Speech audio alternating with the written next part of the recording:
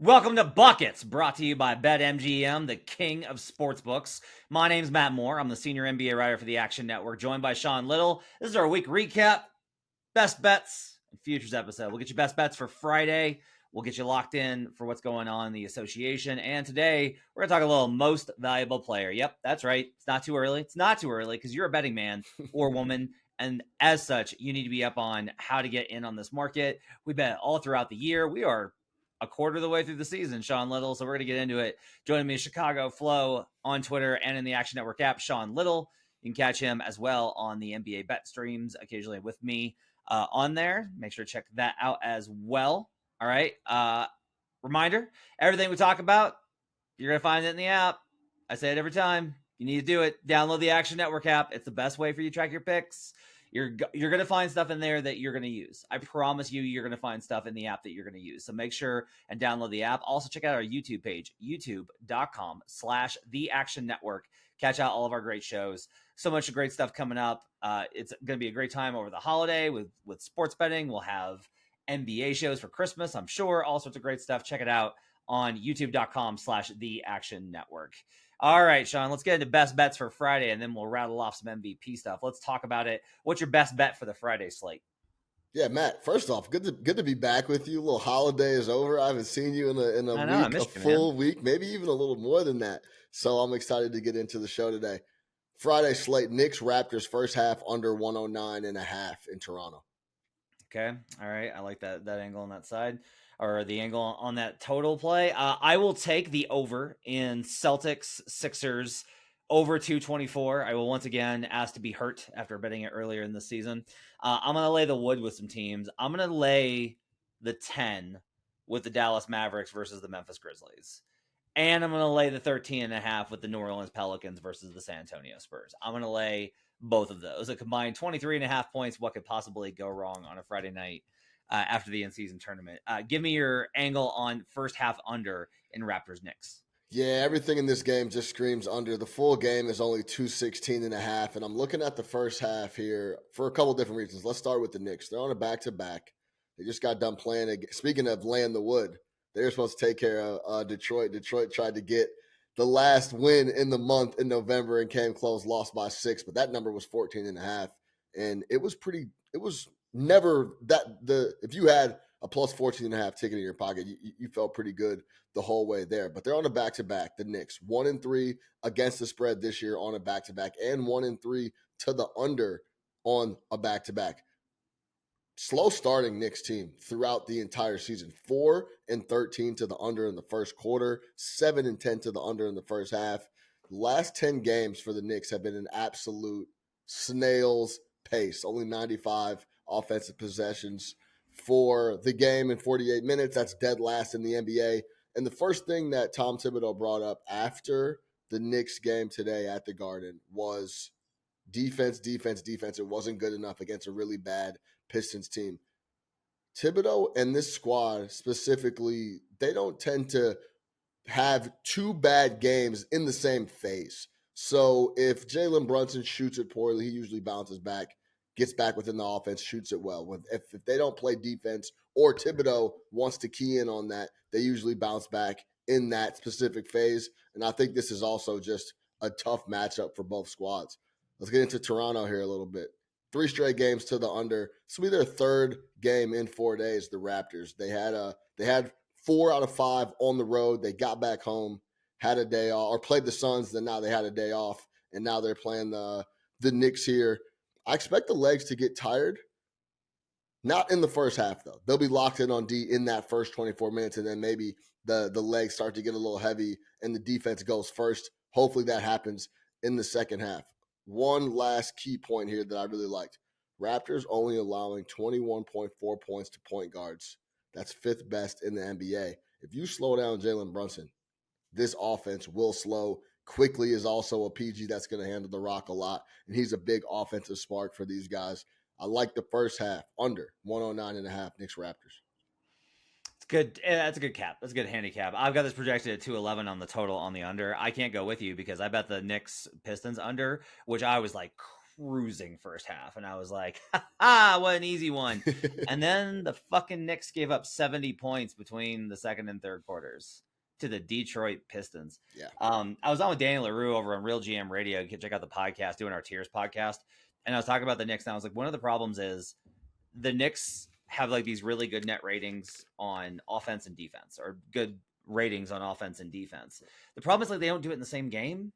Like they'll have games where it's like, oh man, lockdown defense, what a grind it out. They offense wasn't there, but they found a way with the defense. And then like the next game, it's like, oh, they put up 130, they didn't get any stops, but they were able to put up enough. That inconsistency makes me really nervous as a totals better. But I will say this. One thing about Toronto, especially when you play them in Toronto, is last year Michael Malone compared playing the Thunder to a root canal. If the Thunder last year were a root canal, playing the Raptors this year is a colonoscopy. Yeah. Because they are absolutely up your ass. And it is a pain, and I hate watching the Raptors, and I wish to God they would break this team up, but they will drag this game into hell because it's really the only way for them to win. So, yeah, I think it's under or nothing, like the under first half play. I like the cap on they'll lock in and play harder defense in the first half, and then maybe the legs get to them, and the Raptors can run them out with transition defense, transition plays. I like that quite a bit. So mine's pretty simple on laying the wood with the Pelicans. Spurs are on a back-to-back here. Now, look, I thought I'd play in some different sides and like different type of angles on this, but this is pretty simple. They're getting Trey Murphy back, and usually when you add like a big player back, it's a big deal, but Trey Murphy's not like a star. He's just like a really good player that makes everybody better. Pelicans are 6th in defense over the last 2 weeks of play. They've put it together, and they're at home. Love them whenever I be able to get them at home. I've got them at home versus a bad team on a back-to-back. I do have this projected at 15.7. So I've got 2 points of value here on the Pelicans. That seems high. Like, look, the thing with the Spurs is when they lose fucking huge. They get killed, and it usually happens to them on the road. And so I will go ahead and I'll lay the wood with Pelicans minus 13.5. The Mavericks, this one's a lot tighter. This one I've got projected right around the number with a little bit of an edge towards the Dallas Mavericks. The bigger thing here is Dallas has owned Memphis. They take this matchup really personally for whatever reason. Ja's there, Ja's not there. Like, they just keep winning. They have absolutely just beaten the soul out of this team over and over and over again. And the Mavericks at home, the Mavericks' entire win profile is basically like they beat up on bad teams. That's who they've been. They haven't been great at home against the spread, but if I look at their overall resume, it says they're going to beat up on bad teams and win by a lot. And the Grizzlies are coming off of finally they get a win versus the Jazz. I think it's a really good spot to go ahead and fade them here on the road versus Dallas. I'll lay the 10. Sixers Celtics, it's just a pure numbers play. The Sixers have been a good over team this season. They've consistently hit towards the over. So that combined with the fact that I've got this projected puts me there.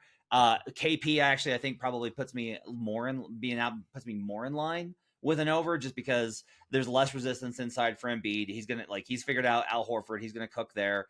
Sixers can put up a big number, and Celtics, I think, will put up a big number because that's what they do. Their offense continues to click even without KP. They've got enough shooting to go ahead and compensate for it. So I'll take the over on that one. You got reactions to any of those plays in general? Yeah, let's talk about the Pelicans first off. I did the NBA bet stream with Glass Sheen yesterday and Van Tobel, and they were awesome. CJ was back. Zion Williamson was doing whatever he wanted. Now, I understand Joel Embiid was not in the middle of the floor, and that helped tremendously for New Orleans because they just kept going to the cup and kept doing their thing. But overall, they've been putting it together. The last 6 games for Zion Williamson have been sensational. 25-plus points in all of them. He's been absolutely super efficient across the board. And we know they're the best team at defending the perimeter. They get another 3-point shooter back in Trey Murphy. Our guy, I'm blanking on his name. The rookie, Edwards. What's his first name? Matt Kessler? No, for New Orleans, the 3-point shooter. You tweeted about him. He's going to Jordan be in the league. Hawkins. Yeah, Hawkins. Hawks, yes, yeah. Has been absolutely shooting it out, lights out. Overall, we talk about just teams that are really well put together around, I guess, their star. Yeah. The additions of CJ last year, now the Rook Hawkins, Trey coming back, Alvarado coming off the bench, who's now back and healthy. We talk about Jokic and that Nugget squad just being so perfectly put together for what they want to do. Pelicans are starting to roll a little bit and look like they did last year when they were number one in the West. So yeah, I have no problem laying it with the Pelicans. They look sensational. To go to the Philly Boston, Kristaps being out 100% helps the over in that spot. He's just been very good defensively for Boston. And if we talk about, obviously the big thing is going to be, is Joel going to go? He's questionable on the report that I looked at last night before we hopped on, and that's a big question. If he doesn't go, so much relies on Maxey. Maxey, as soon as Joel wasn't on the floor, it was very apparent in New Orleans that he was going to have to score 30-plus points for those guys to even compete, right? So that would be the only question mark. Wait to see, get confirmation on Joel in that spot, because then the game becomes super competitive, and then competitive games always help with an over. There was a couple times where Philly, just without Embiid, were getting so abused in the paint. In the third quarter, the Pelicans were in the bonus with like 9 minutes left. So it's that's an interesting spot. All I'm saying is wait to see if Joel is back, and of course, that's when I start looking at anything in that realm. I will say he missed the last game with illness. Yeah. And they put him on the IVs, and they usually are able to cycle them through. It's like they put him on IV. I've talked to some folks in the league, and it sounds awesome if you're sick. What they do is they pump you full of IV. They give you a liquid IV, and then they put you in the sauna, and they sweat it out of you, and then they put you back on the liquid IV, and then they put you back on they just cycle you through sweat, IV, and rest. And I'm like, get all the fluids out and get you some fresh fluids. I'm like, this sounds amazing. I'm like, no wonder Luka can play hungover so much. So I think Embiid probably plays. It's a national TV game versus Boston, but Sean's right. You always want to wait and make sure that what you're getting with Sixers, especially if you're playing aside. I'm okay on the total no matter what. They play a little bit faster if Joel's out, so it doesn't really impact me on the total side. So I'm okay on either way of it. But you do want to make sure if you're playing aside, make sure that you wait on Embiid. One more I will kind of note here is I've got a trend play that I think I'm going to add on this one. It's actually Wizards and Magic again. And the best team in basketball. Seems so fun. God, I'm going to play the under 237.5. Okay. And the reason I'm going to play under 237.5 is because of a pretty cool trend that I found since 2013. After the opponent shoots 60% or better from three, okay, then the under in the following game is 60, 45, and 7. That's 57.3%. And that qualifies for your Washington Wizards in this game. So after facing the Detroit Pistons. So I'm going to go ahead and I'm going to get in on the under on that game as well. I've got a 4-point edge there. That's enough to get me over. I'll go ahead and play that as well. That's a pretty simple one, which is I want to look at after you shoot abnormally hot, what happens to teams. And since 2013, it's been pretty consistent. Like if you bomb from three, if you shoot better than 60%, you're going to come back down the next game. It's hard to play that twice in a row. And the Magic are quite an adjustment for those teams. Let's talk about MVP because it's that time. I'm going to have a full write-up on the tiers of MVPs with analysis. If you ask me if somebody was like, Matt, give me the Reader's Digest or the 30-second, give me the TikTok version of the MVP. I'd be like, all right, we got three guys at the top. It's Nikola Jokic, Joel Embiid, and Shai Gilgeous-Alexander. Those are your three guys at the top. Then I think that there's a gap. And then I think you got like a lot of interesting candidates who might be able to get into the conversation later on as things kind of start to go. Might be able to get into this range later. LeBron, my tier 1 that I listed on Twitter is Jokic, Embiid, Shai, Luka, Tyrese Halliburton, and LeBron. Curry got bumped because the Warriors slid to 8 and 9. Looks like they're going to be back up to 500 even after tonight's game. They're beating the Clippers, who are on a back-to-back night as we record this on Thursday. They are playing them right now, so we'll see how that game turns out. Curry can get back into this. Like, I put this number on Twitter, which is absolutely ridiculous. I put it in a post on Action Network. You can read it in the app. Curry is shooting 12 threes a game. Okay. That's happened 3 other times in NBA history when somebody has shot that many threes a game. Harden did it twice. Steph did it in 2021 for 60 games. Okay. Harden never shot over 37%. Steph, because he's Steph, shot 42% on 12 threes a game in 2021. This season, on over 12 threes a game, Steph is shooting 44 fucking percent from 3 on 12 threes a game. Even with how bored I am with his status as the best shooter alive, that is incredible. But it's part 1 of a stat. Part 2, the Warriors have lost Steph Curry's minutes this season by 9 points. They've been outscored with Steph on the floor, with him shooting 44% on 12 threes a game. So that's absolutely ridiculous. It's almost impossible to do, by the way. Yeah, it's just impossible.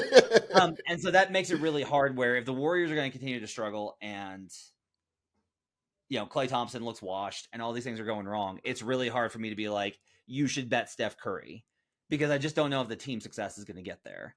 The Lakers are kind of proving, and they got housed by the Thunder tonight. The Lakers are kind of showing they're going to have a good record, but you're never going to feel like LeBron's the best player in basketball. Like, that's never going to be really arguable. I have Tyrese tier 1 because Tyrese is leading like an absolutely incredible offense, but Pacers are starting to slide a little bit. So I actually think that like Tyrese might be sliding a little bit too here. The big question I have for you, though, is at BetMGM, King of Sportsbooks, show sponsor. Thank you very much. Jokic is his plus 150 already. Yeah. Luka's second at plus 650. Embiid's plus 700. Shai's 11-1.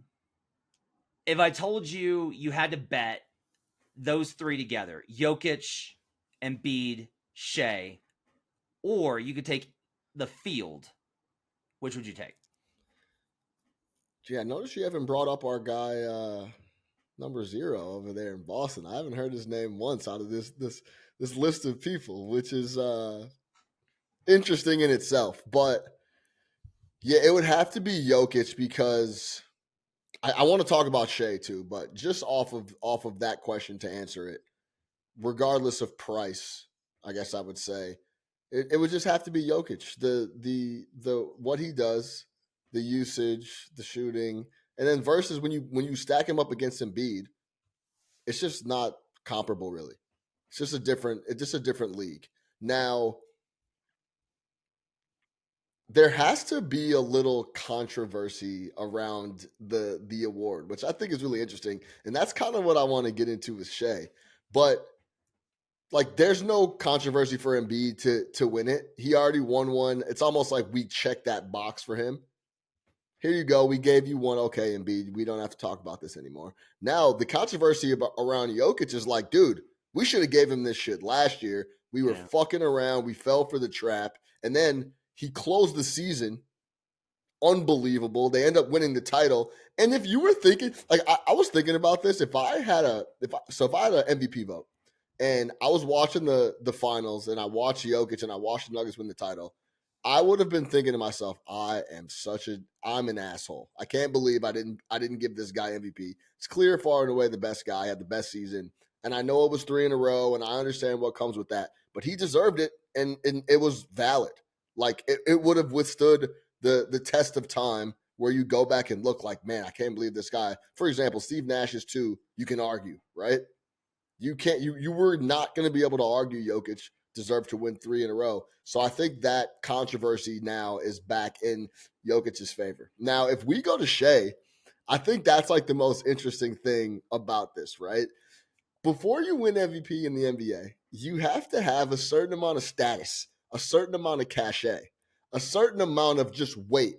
Now, I think he's there for a lot of people.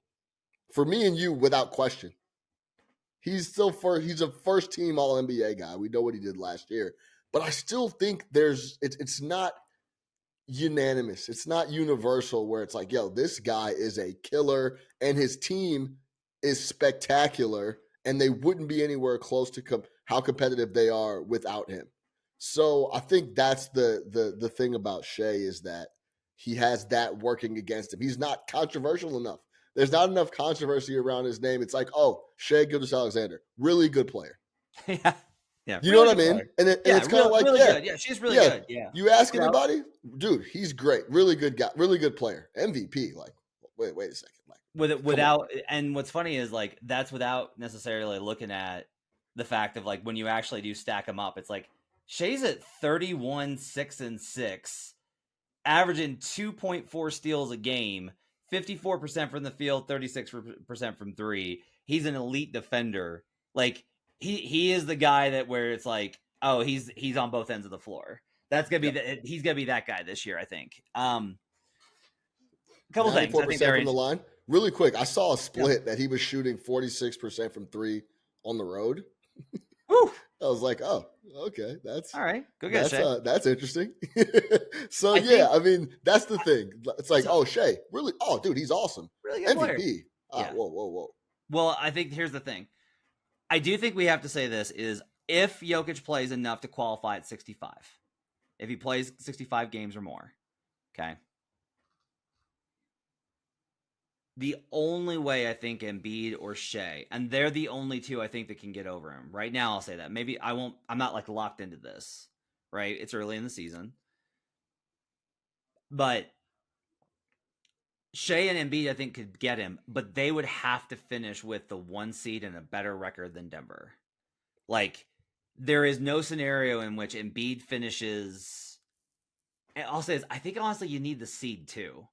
Like, I think even if the Sixers win more games than Denver, if they're both the 2 seed, I think Jokic gets the nod.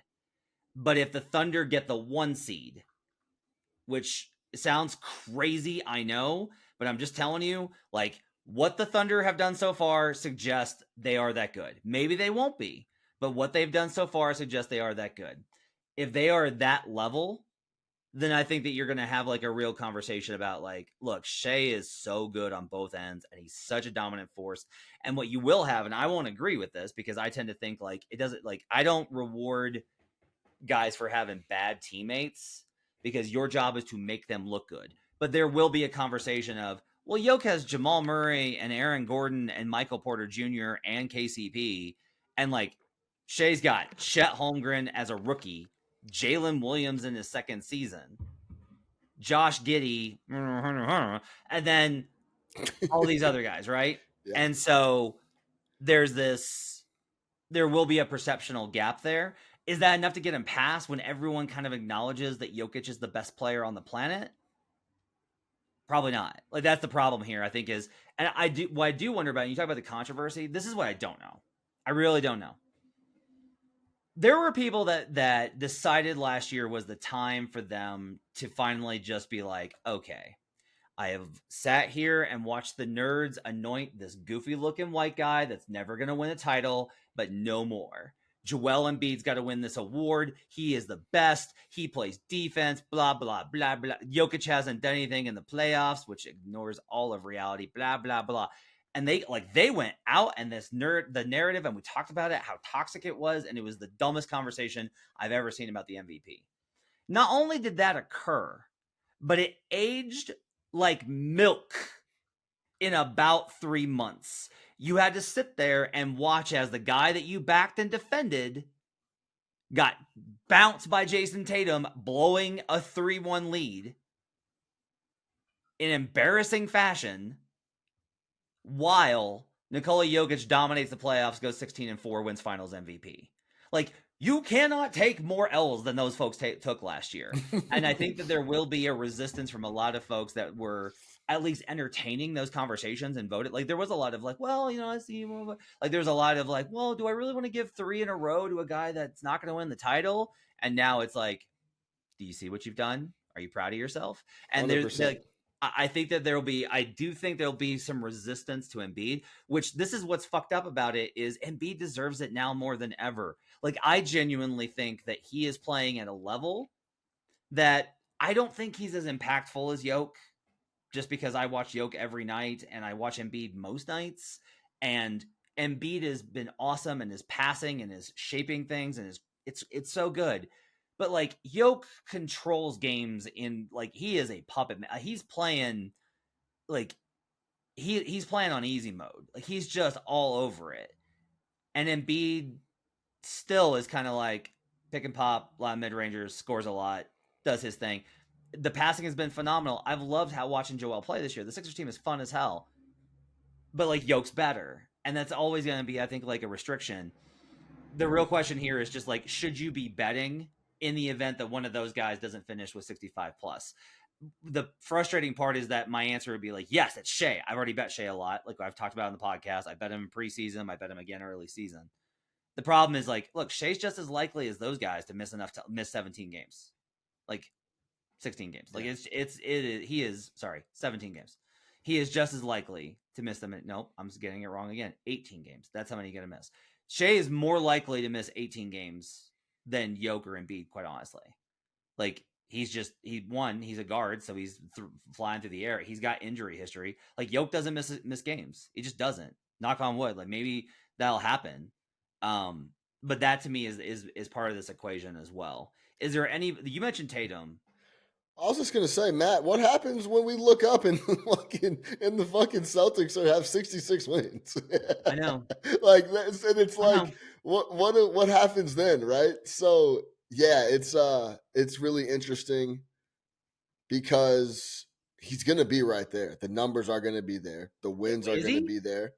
So let's look at it, right? Because I think you gotta actually like look at these things because I kind of penciled in. I thought Tatum had great value before the season because I was like, well, the Celtics are just going to win so many games. But like, he's not averaging 30 points, which that's the new bar. Like, you need to be averaging 30 points. He's averaging 27.7. 8 rebounds, 4 assists per game. The assists have kind of gone down because Jalen's picking up more of that now, especially with KP. Like, Jalen and KP run more stuff than Tatum and KP. Tatum's under 50% from the field, which that's not bad. Like he's shooting 49% with a high volume of threes. It's really good. But if you compare like his effective field goal percentage versus some of the contemporaries, it doesn't really match up. And this is the bigger thing is you can dislike the metrics and the analytics. It's a dumb word, but like you can dislike all these numbers all you want. But BPM and EPM have been extremely in line and predictive of whatever it is that the voters are looking for. Like I'm telling you that most of the voters don't know what BPM or EPM is. They don't know it. Like there's a section of them, 20% of the voters are able to identify those stats. Okay? And they'll influence them. But instead, most of it is that BPM and EPM line up with whatever it is that people are looking for, which is why the leaders in those categories have won the awards so many times. And guess who's number one in box plus minus, offensive box plus minus, and defensive box plus minus because of the rebounds? It's Nikola Jokic. Shai Gilgeous-Alexander is 6th in offense and 2nd in defense. Shai's 3rd in BPM and Embiid's 2nd. If we jump over to EPM, the one that I like so much and I'm always talking about, Jokic's number 1, Embiid's number 2, Shai's number 3. And then there's a drop.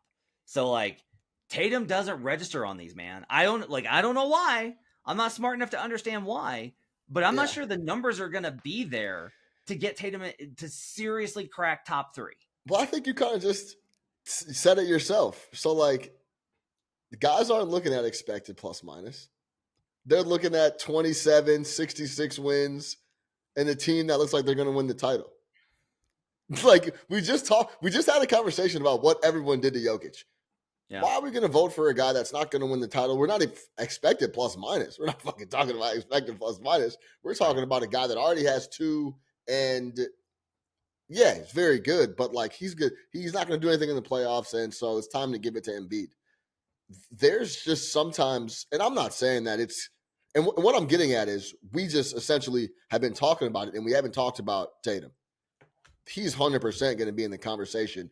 in my opinion, in front of Shai, which Woo! may not be deserved. But if we're talking about voters and guys like Kendrick Perkins, we're talking about Jason Tatum up there 1, 2, 3 without question. I believe that the Dallas Mavericks are going to fade. That's why I don't. We're not talking about Luka, at least for me. But the Boston Celtics are going to be throttling people all year long. We're going to get to the end of the year. They're going to have 64 plus wins, and then we're going to be like, well, how can we not be discussing a guy that leads them and is the guy that's making everything happen on the offensive end for them? And he has to be in the conversation. And another thing is the narrative around Jaylen Brown is like, and this guy gets no help from Jaylen Brown. Yeah, Thank God that he has Drew Holiday now, because if it wasn't for that, man, whatever. So like, there's like a lot of that stuff going on. So what I'm getting at is Tatum is going to be in the conversation, I believe, if he stays healthy and plays enough games down the stretch, because that's just how this shit works. I think here's my thing. Okay, so he's 9-1 at BetMGM, which is a pretty good number. I will say that that's a pretty good number on him. And so the question here is, you can buy low on Tatum now, but I feel like all you're going to wind up doing is you're going to be like, look at the great CLV I got on the guy that finished fourth. Yeah. Like that's my concern here is like, you know, I'm so much about building portfolio and having all these bases covered and not getting hit with random guys that are going to come in, unless I have to have some level of discernment of like, is he really going to win? There's a strong resistance to the idea that Jason Tatum's at that level. Like there is a legit feeling that you talk about Shai, where it's like, oh, he's a really good player. There is a feeling with Tatum that it's like, yeah, no, Tatum's really good. Like he's really good. He's really good. And I will say that those that are in Shai's corner are a lot more emphatic about him than Tatum's people in his corner are. Where with Shai, people are like, God damn, this guy is amazing. Like he is incredible. Have you seen what that dude did on both ends? Like I watched it tonight with the Lakers. Like there were sequences where he just like gets a steal, goes down, weaves through two defenders, crafty move, bucket and one. And you're just like, God damn. And he does it like game after game after game. He's ripping the ball out of people's hands. Yeah, he's super athletic, he's super crafty, and he's a great defender. And like defense usually doesn't matter with MVP. I wish I could believe that the Pacers were going to be a little bit better. Like they lost the Heat tonight, they had a big lead and blew it. That team is still so bad defensively because like I think there's great value on Halliburton. Like Hallie's numbers are ridiculous, and his betting number is 40-1. That's amazing for a guy that's maybe, in my opinion, like in the top 5 of the best offensive engines in the league right now, but that team's just not going to win enough games. Like they're just not. Like you gotta cross the. I will say this, that we do have kind of these criteria, and you know, Brandon and I broke it down in the preseason how to bet MVP, and you can get too complicated, but it is like stats, wins, and then the other thing is like that narrative component that everyone always talks about. Everyone says like, well, it's a narrative award. I'm like, okay. It's a narrative can decide between guys, but it doesn't validate you if you don't have the other two things. Like if you're not putting up numbers on a team that doesn't win, you're not going to win. You know. Yeah, I would say. Yeah, no, 100%, and I agree with you wholeheartedly. I think when you're looking at futures overall, especially when we're talking about the biggest awards out there, MVP, Heisman, those type of things, it's really easy to fall into this echo chamber with your homies and the people you talk ball with, and not think about the big scope of the people that are voting on these things, right? So when I'm on the phone with Matt, or I'm texting Matt and Brandon and Joe Delara and the rest, Jay Money and the rest of these guys, Shai, of course, is going to be at the top of the list for how much we love him and how much we love his game and how much we think he should be in the MVP race. If you go down the street and talk to somebody at the grocery store, and I'm not, and that's not who's voting for the MVP, but what I'm getting at is it's just so many different aspects. And sometimes when you're looking at MVP odds, you're like, how can this number be so long? I have to grab this here, when vast majority of the people that are voting for some of this stuff just aren't looking at a lot of the things that we're looking at being big time hoop fans. I got a question for you. Okay. Yeah. because if we're talking about wins, and we're talking about notoriety, who is more well known, Shai Gilgeous-Alexander or Anthony Edwards right now? I was right when you said who's more known, I was gonna hit you right back and be like, well, what generation are we talking about? And it's like the same generation. Right. I would and this is being completely honest. I don't know their social following off the top of my head. Yeah. I would have to say it's Anthony Edwards with the Adidas piece with I don't want to say is Minnesota a bigger market than Oklahoma City? I don't. It is. I don't It even, is. It is. Just not by much, but yeah, it is. Minneapolis. Yeah. Okay. Twin Cities. I got it. Twin Cities. Come on. Yeah. Now. Yeah. Okay. So then, yeah, I would say Anthony Edwards for sure. Okay. So Ant's 30-1, and the numbers don't match up. But if you think that Ant's got his best basketball ahead of him, and you think the Wolves are going to continue to win at the pace that they are, that's good value. Yeah.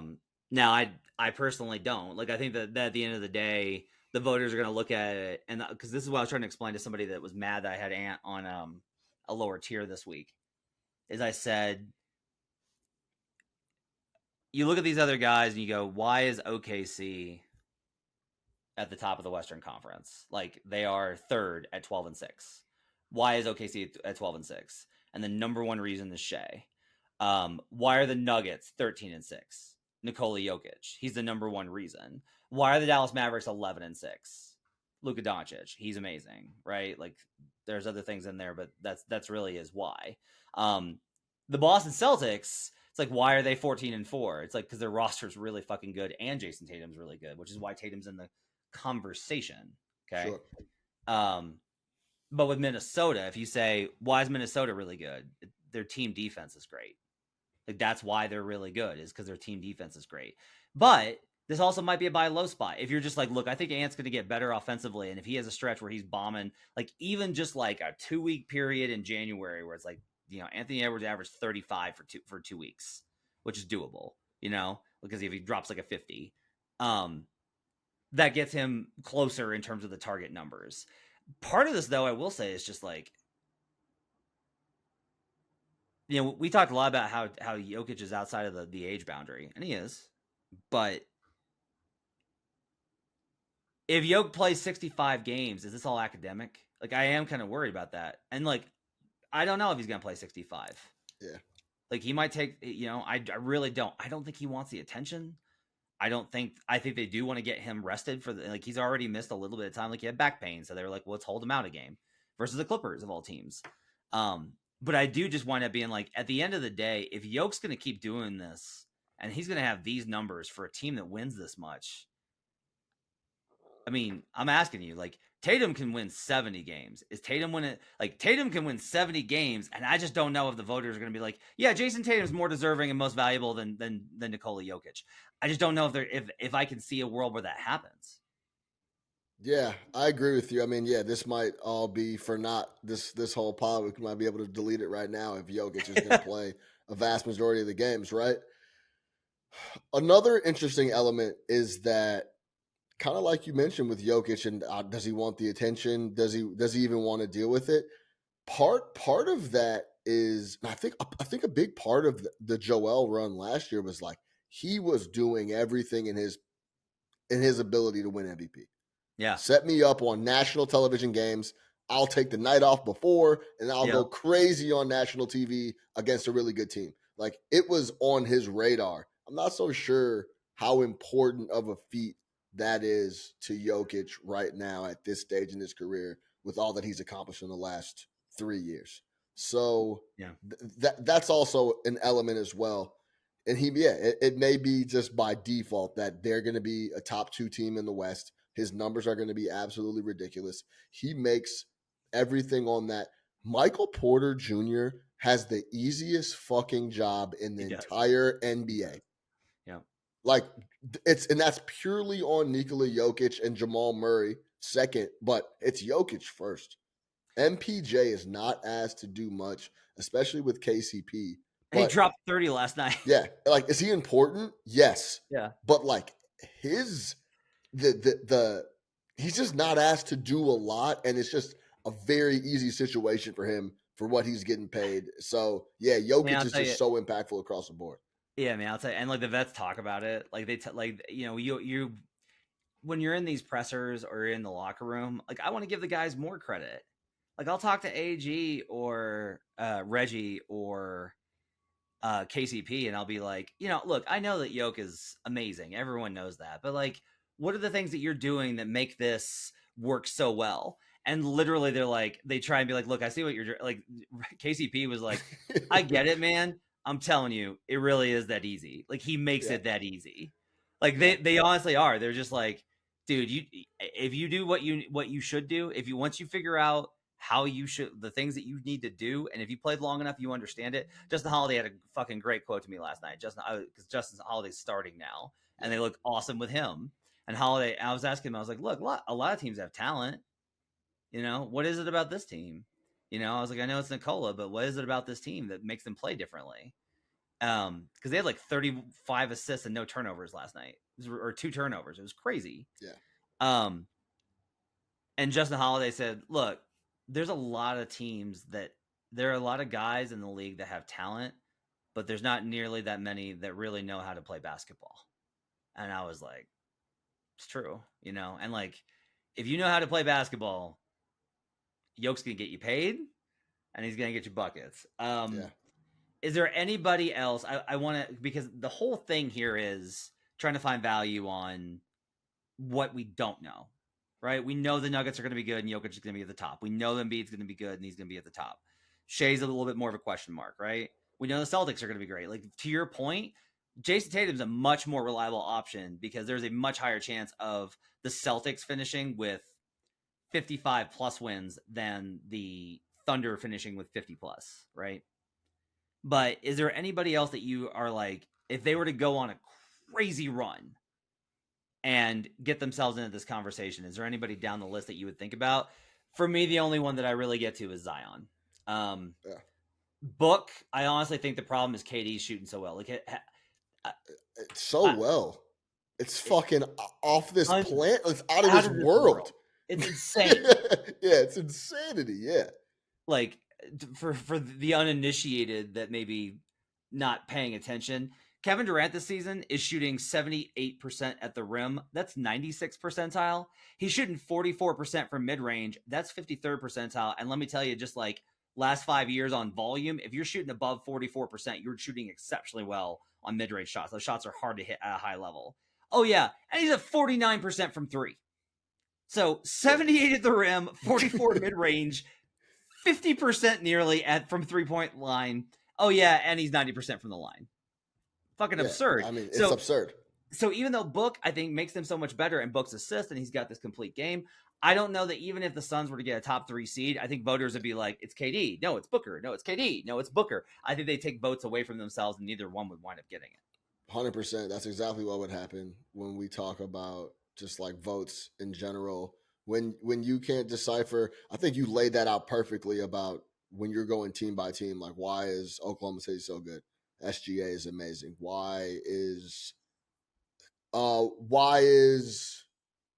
Denver so good? Jokic is amazing.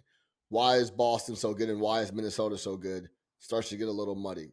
Well, Minnesota's defense is unbelievable. And then, yeah, Ant-Man is awesome. Yeah, I mean, they have the best roster in the NBA, Boston.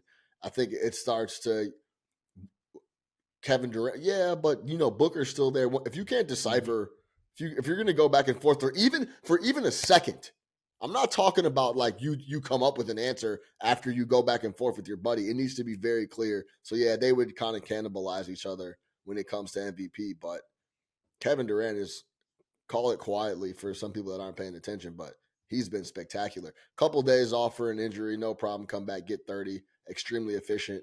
Devin Booker clearly had the New York to Toronto couple days. Comes out and scores 8 points, and Durant just no problem. Pierce 30. Even though it's in a loss. But, we just talked about Toronto and how tough they are defensively. So, yeah, it's tough. I think we touched on everybody that actually has a legitimate chance. And you don't want to be a futures better, just like Matt laid out, of the guy that, like, I got the best price, man. So, like, Yeah. I got 5 tickets that are the best. They were the best price, and they're all losers. So Yeah. be careful. Be careful with that as well. Yeah, have a legit chance to win. That's why. That's why, honestly, it's why right now Giannis is a no bet for me because that Bucks team has too many issues. They lost to your Bulls tonight. Yeah. Did you see this? Did you see the starting 5 for the Bulls? Yeah, I did. And also, Dalen Terry, if he got drafted by the Heat, would be Josh Richardson. So I don't know, man. Whatever, man. So, but yeah, I did see that the Bulls play with a lot of energy. That those guys should be getting moved here ASAP when that December date hits, when they can move off of those guys. You're gonna see a lot of stuff about like how the Bucks are still like have this good record and all the that team's not right. You just need, like I'm telling you right now, that team is a no bet right now. Maybe it changes, but right now, do not get in on anything Bucks right now. There's big eye test. Go back and watch some of those games, and it's very visible. There's trouble. They're frustrated too. All right, let's gotta wrap it up for the Friday episode. My thanks to Sean Little for joining me and breaking down MVP. You can catch my article breaking down the tiers over at actionnetwork.com. We'll be back on Sunday night with the Future Jays talking about the in-season tournament. We're giving you the full bracket predictions for the in-season tournament next week. And then we'll be off and running, as always, with more best bets throughout the week. Make sure to download the Action Network app. Check out youtube.com/the Action Network. My thanks to our guy David Payne, our producer, as well as the video crew putting this up on YouTube, Hutton Jackson and the folks. We'll see you guys again next time. Thanks for joining us. Till then, let's get buckets.